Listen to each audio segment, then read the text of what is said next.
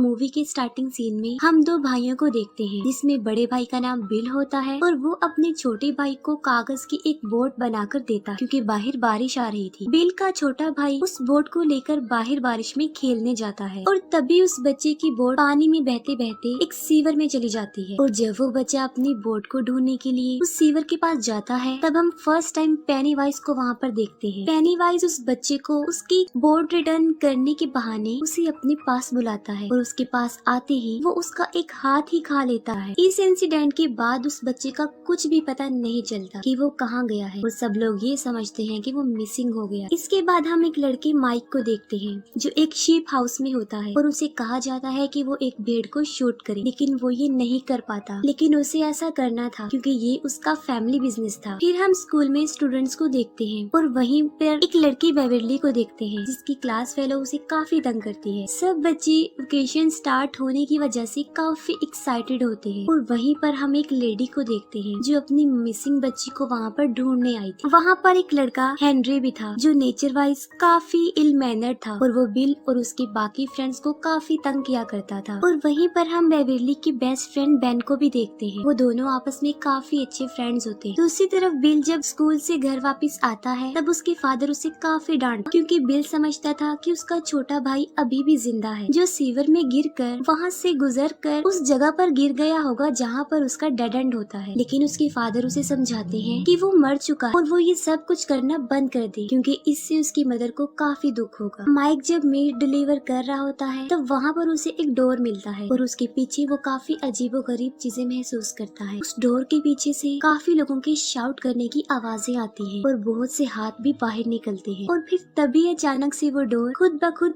Open हो जाता है और वहाँ पर माइक पेनीवाइज को देखता है। इतनी ही देर में हेनरी अपने फ्रेंड्स के साथ वहाँ पर आता है और माइक को टीज करके वहाँ से चला जाता है। बिल का एक फ्रेंड अपने फादर के ऑफिस में बुक रखने के लिए जाता है और वहाँ पर वो एक बहुत डरावनी औरत की पेंटिंग देखता है, जिससे वो अक्सर डर जाया करता है। उसे डराने वाला कोई और नहीं बल्कि पेनीवाइज था, जो सबको उनके डर से ही डराता था और उन चीजों से जिनसे वो डरते हैं। बिल अपने फ्रेंड्स को लेकर सीवर के डेड एंड की तरफ जा रहा होता है और बेन लाइब्रेरी में बैठकर पोएट्री लिखता है और साथ ही एक जगह डेयरी की हिस्ट्री भी पढ़ रहा होता है, जो असल में वही जगह थी। उस हिस्ट्री में उसे डेयरी में होने वाले सारे इंसिडेंट के बारे में इंफॉर्मेशन मिलती है और वो इंसिडेंट्स लोगों की डेथ के बारे में थे, यानी बहुत से लोगों की डेथ हो गई थी। और फिर बेन को हेलुसिनेशन स्टार्ट हो जाती है और उसके साथ ये कोई और नहीं बल्कि पेनीवाइज ही कर रहा था। और बेन को वहाँ पर एक बैलून भी उड़ता हुआ नजर आता है, जो और किसी को नजर नहीं आ रहा होता। बेन जब उस बैलून के पीछे जाता है, तब उसे वहाँ पर बहुत सारे ईस्टर एग्स मिलते हैं और उन्हें फॉलो करते करते वो लाइब्रेरी तक पहुँच जाता है। और तभी एक आधा जला सर कटा इंसान बेन पर हमला करने के लिए उसकी तरफ बढ़ता है,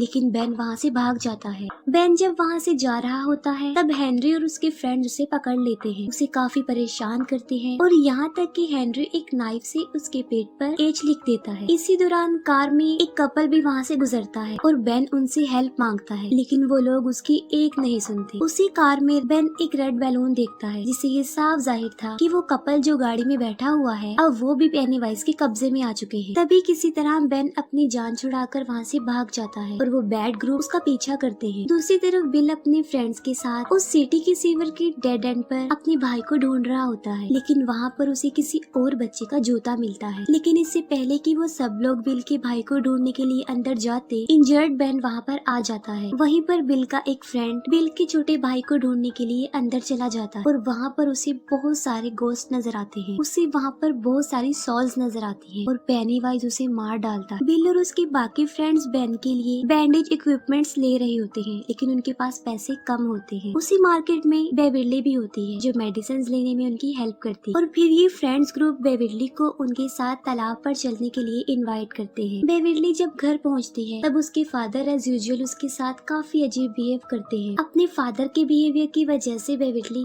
काफी अपसेट रहती थी और इस बार तो वो इतनी दुखी होती है कि वो अपने बाल काट लेती। फिर वो सब फ्रेंड्स और बेवर्ली तालाब पर काफी एंजॉय करते हैं। ये सब फ्रेंड्स मिलकर बेन के घर जाते हैं और वहाँ पर उसका डेरी टाउन से रिलेटेड हिस्ट्री कलेक्शन देखते हैं। बेन उन्हें बताता है कि जो जो लोग इस सिटी में रहा करते थे, एक एक करके वो वहाँ से गायब होते रहे। लेकिन अजीब बात तो ये है कि लोगों के गायब होने का कोई भी रीजन, उनकी डेड बॉडी या कोई भी निशान नहीं मिला। बस सिर्फ उस सिटी में ही एक कुएं के पास मरे हुए लोगों के कपड़े थे जो खून से भरे हुए थे और वहाँ पर खून खराबा आम हो गया, लेकिन उसके पीछे ये पता नहीं चल सका कि ये कौन कर रहा हो। फिर हम बिल के फ्रेंड एडी को देखते हैं जो स्कूल से घर की तरफ जा रहा होता है और रास्ते में वो एक बहुत पुराने घर के सामने से गुजरता है और ठीक उसी वक्त उसकी मेडिसिन लेने का टाइम भी हो जाता है और एडी वहाँ पर रुककर अपनी मेडिसिन लेने लगता है और तभी एडी को उस घर से किसी की आवाजें सुनाई देती है। वो आवाजें सुनकर एडी काफी घबरा जाता है। वो वहाँ से जाने लगता है, तभी घबराहट के आलम में उसकी मेडिसिन उसके हाथों से गिर जाती है। एडी जब अपनी मेडिसिन उठा रहा होता है तभी वहाँ पर एक बदसूरत काफी गंदा और बीमार आदमी आकर उसे डराता है और उसे डराते डराते वो उस पुराने घर की तरफ ले जा रहा होता है, लेकिन एडी भागकर उस घर के पीछे चला जाता है और एडी को वहाँ पर पेनीवाइज नजर आता है। एडी वहाँ से भाग जाता है। बेविल्ले जब घर आती है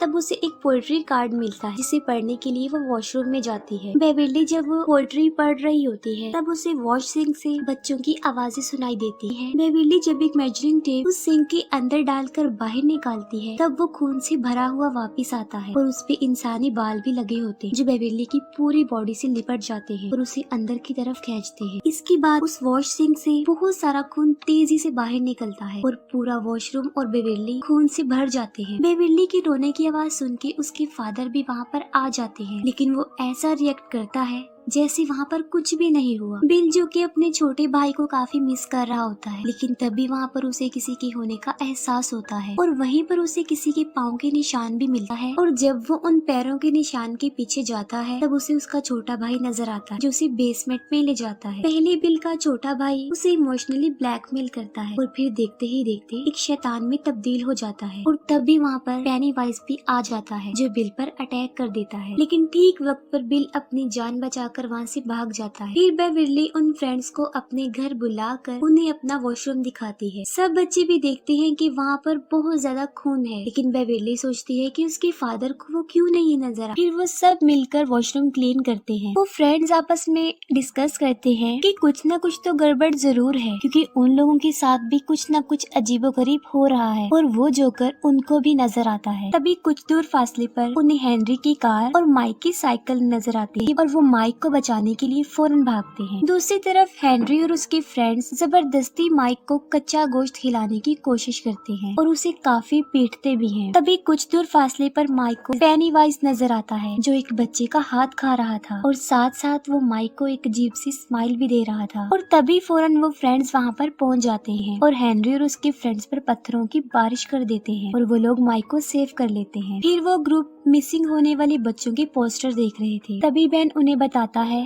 कि उसने डेरी टाउन के बारे में दोबारा से पढ़ा है। वो कहता है कि मुझे पता चला है कि डेरी टाउन में हर 27 साल बाद ऐसे इंसिडेंट्स होते रहते हैं। उन इंसिडेंट्स में लोग गायब होते हैं और ज्यादातर बच्चे, और ऐसा पहले तो कुछ अरसे तक चलता रहता है लेकिन फिर अचानक से बंद हो जाता है और फिर 27 सालों बाद ऐसा होने लगता है। वो लोग ये समझ जाते हैं कि कोई तो है जो 27 साल बाद आ जाता है और बच्चों को पकड़कर खा जाता है और इतना ज्यादा शिकार करने के बाद 27 सालों तक वो बिल्कुल रिलैक्स हो जाता है और साथ में वो ये बात भी समझ जाते हैं कि वो बच्चों के सामने उन्हें उसी रूप में आकर डराता है जिससे वो सबसे ज्यादा डरते हैं और जाहिर है तकरीबन सब बच्चे ही जोकर से डरते हैं। बिल सबको अपने घर ले जाता है और उन्हें डेरी टाउन का मैप दिखाता है। मैप देखकर उन लोगों को पता चलता है कि जहाँ जहाँ वो इंसिडेंट्स हुए थे वो जमीन के नीचे एक गटर से जुड़े हुए हैं और ये सारे गटर एक ही जगह पर आकर आपस में मिलते हैं और वो कुआं है जो उसी पुराने घर में था। वो बच्चे फौरन ये समझ जाते हैं कि पेनीवाइज वहीं पर रहता है उसी पुराने घर के कुएं में। तभी एडी इन बातों से काफी डर जाता है और वो सब कुछ बंद करने के लिए कहता है, लेकिन अचानक से प्रोजेक्टर अपने आप ऑन हो जाता है और पिक्चर्स खुद ब खुद चेंज होने लगती है। ये देखकर वो लोग काफी घबरा जाते हैं, काफी डर भी जाते हैं और तभी उन पिक्चर्स में बिल के छोटे भाई की पिक्चर भी आती है और तभी फौरन पेनीवाइज भी एक पिक्चर की सूरत में उनके सामने आता है और तभी पेनीवाइज उस फोटो से निकलकर उन बच्चों को डराता है। वो सारे बच्चे काफी डर जाते हैं, लेकिन बिल डिसाइड करता है कि वो उस पुराने खंडर वाले कुएं में जाएंगे और पेनीवाइज का मुकाबला करेंगे। वो सब बच्चे बिल की बात मानकर उसके पीछे पीछे उस घर में जाते हैं। बिल कहता है कि हमें उसका मुकाबला करते हुए उसे रोकना चाहिए, वरना ये सिलसिला ऐसे ही चलता रहेगा और हो सकता है कि नेक्स्ट उनमें से ही कोई हो जो मिसिंग हो जाए और उस जोकर का शिकार बन जाए। और जब वो लोग उस घर के अंदर जाते हैं तो पेनीवाइज उन्हें विजन दिखाता है और एक दूसरे से अलग कर देता है। एडी फिर से उस क्रीपी आदमी से डरकर ऊपर से नीचे गिर जाता है और काफी इंजर्ड हो जाता है। उन फ्रेंड्स में बिल का फ्रेंड रिची जो एक रूम में बंद हो जाता है और वहाँ पर बहुत सारे जोकर्स थे और तभी वहाँ पर पेनीवाइज आ जाता है। लेकिन इससे पहले कि वो रिची को कोई नुकसान पहुँचाता, बिल बिल्कुल ठीक वक्त पर दरवाजा खोलकर उसे बचा लेता है और फिर पेनीवाइज एडी के पास जाता है। लेकिन इससे पहले कि पेनीवाइज एडी को डराकर मार देता, बिल और रिची वहाँ पर पहुँच जाते हैं और पेनीवाइज उन दोनों पर ही अटैक कर देता है। और तभी बेविरली एक लोहे के रॉड को पेनीवाइज के सर में दे मारती है, जिससे वो जख्मी हो जाता है। लेकिन इसके बावजूद भी वो बच्चों को डराने से बाज नहीं आता, वो उन्हें काफी डराता है और अपने बड़े बड़े नाखूनों से वो बेन को जख्मी कर देता है। लेकिन वो सारे बच्चे वहाँ पर एक साथ थे और पेनीवाइज भी इंजर्ड था, तो वो उन्हें कोई नुकसान पहुँचाए बगैर ही वहाँ से चला जाता है। तभी बिल उसका पीछा करता है और उसे उस कुएं में जाते हुए देख लेता है और तभी वो सब बच्चे उस घर से अपनी जान बचाकर भाग जाते हैं। बिल अपने फ्रेंड्स को कहता है कि वो दोबारा से उस घर में जाएंगे, लेकिन अब वो पूरी तैयारी से आएंगे और बड़ी बहादुरी से वो पेनीवाइज का मुकाबला करेंगे। लेकिन बेविरली के अलावा कोई भी उसकी ये बात मानने के लिए एग्री नहीं होता। वो कहते हैं कि वो लोग वापस वहाँ पर नहीं जाएंगे। बिल का फ्रेंड रिची जब उसे कहता है कि उसका भाई अब मर चुका है, बिल को इस बात पर गुस्सा आ जाता है और उन दोनों में लड़ाई हो जाती और वो ग्रुप आपस में बिखर जाता है। बेविरली उन्हें काफी समझाती है कि पेनीवाइज यही चाहता है कि वो सब एक दूसरे से अलग हो जाएं, क्योंकि उसे पता है कि अगर वो साथ रहे तो वो उसका मुकाबला कर लेंगे। लेकिन बेविरली की ये बात कोई नहीं सुनती। दूसरी तरफ हेनरी को अपने घर के पास रखे गए लेटर बॉक्स के ऊपर एक रेड बैलून उड़ता हुआ नजर आता है, जो पेनीवाइज के वहाँ होने का साइन था। जब उस बॉक्स को ओपन करता है तब उसे वहाँ पर एक नाइफ मिलता है। ये नाइफ उसी का था जो जंगल में गिर गया था जब वो बेन के पीछे भागा था। हेनरी जब उस चाकू को ले लेता है तब वो पूरी तरह से पेनीवाइज के कंट्रोल में आ चुका होता है। पेनीवाइज हेनरी को बहुत फोर्स करता है कि वो अपने फादर को जान से मार डाले, जबकि हेनरी सच में पेनीवाइज के बहुत ज्यादा कब्जे में आ चुका था और वो सच में ही अपने फादर को जान से मार डालता है जब वो सो रहे होते हैं। बेविरली के डैड अग्रेसिव होकर उसके साथ जबरदस्ती करने की कोशिश करते हैं। बेविरली अपने फादर को टांग मार के वहाँ से भाग जाती है और खुद को वॉशरूम में बंद कर लेती है। लेकिन बेविरली का फादर बाथरूम के दरवाजे को तोड़कर अंदर घुस जाता है। अपनी जान बचाने के लिए बेविरली सिंक अपने फादर के सर में मार देती है, जिससे वो इंजर्ड होकर बेहोश हो जाता है। दूसरी तरफ बिल बेविरली को ढूंढते ढूंढते उसके घर तक चला जाता है, जहाँ पर उसे उसके फादर की डेड बॉडी के साथ दीवारों पर पेनीवाइज का मैसेज मिलता है। वहाँ पर लिखा होता है कि यू डाई इफ यू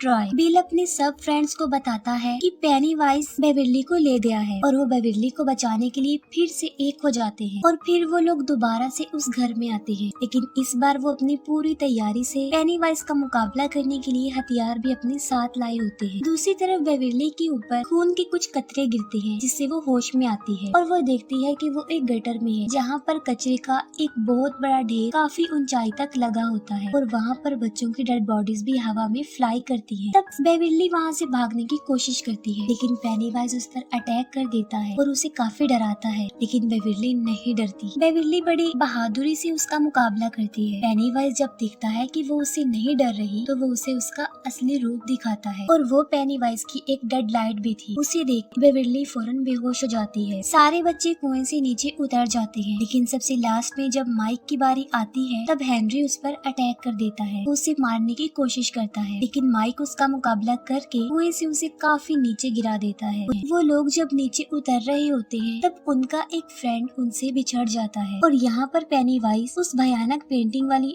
औरत की सूरत में उस पर अटैक कर देता है। बाकी फ्रेंड्स अपने उस दोस्त को ढूंढने के लिए वहाँ पर पहुँच जाते हैं, लेकिन इससे पहले कि पेनीवाइज उसे जान से मार डालता वो सब वहाँ पर पहुँच जाते हैं और पेनीवाइज वहाँ से भाग जाता है। और तभी बिल को अपना छोटा भाई भी वहाँ पर नजर आता है, जिसको फॉलो करते हुए वो बिल्कुल उसी जगह पर पहुँच जाता है जहाँ पर बेविरली भी थी। बेविरली हवा में लटकी हुई थी और बिल उसे नीचे लाने की कोशिश करता है और फिर बिल अपने भाई के पास चला जाता है। तभी बाकी फ्रेंड्स वहाँ पर आ जाते हैं और सब मिलकर बेविरली को नीचे उतारते हैं, लेकिन बेविरली होश में नहीं थी। वो सब उसे होश में लाने की कोशिश करते हैं, लेकिन स्टिल वो होश में नहीं आती। फिर बेन बेविली को हक करता है क्योंकि वो उसे लाइक करता था, तो इसी वजह से बेविली पेनीवाइज के ट्रैप से बाहर आ जाती है और बिल्कुल होश में आ जाती है। पेनीवाइज बिल को उसके छोटे भाई के रूप में काफी इमोशनली ब्लैकमेल करता है और उसे अपने साथ घर ले जाने के लिए भी कहता है। बिल उसकी बातें सुनकर रोता है और कहता है कि मैं जानता हूँ कि तुम मेरे भाई नहीं हो, और वो उसे गन से शूट कर देता है। और फिर पेनीवाइज अपने असली रूप में आकर उन सब पर अटैक कर देता है। वो सब बच्चे